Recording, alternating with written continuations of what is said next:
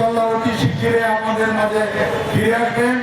আমরা ওনার জন্য দোয়া করি এবং দেশ নেত্রী বেগম খালেদা জিয়ার ধানের শীষ নিয়ে আগামী দিনে তিনি নির্বাচন ঢাকা 5 আসন থেকে করবেন, এটাই আমাদের সবচেয়ে আশা আকাঙ্ক্ষা এবং আমাদের প্রতিজ্ঞা। আপনারা কি চান না সালাউদ্দিন সাহেব ঢাকা 5 আসন থেকে নির্বাচন করুক?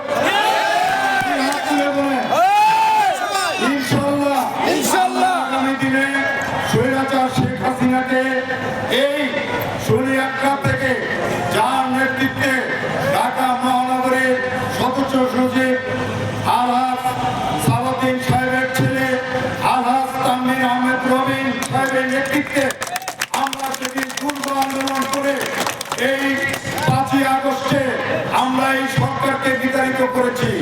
কাজেই আমাদের একটি কথা স্মরণ রাখতে হবে, আমাদের শহীদ রাষ্ট্রপতি জিয়াউর রহমানের 19 দফা বাস্তবায়ন করতে হবে, ভারপ্রাপ্ত চেয়ারম্যান তারেক রহমানের 31 দফা বাস্তবায়ন করতে হবে। তার একটি কথাই, চাঁদাবাজি মুক্ত থাকতে হবে, কেউ চাঁদাবাজি যেন করতে না পারে, এটা আপনারা খেয়াল রাখবেন।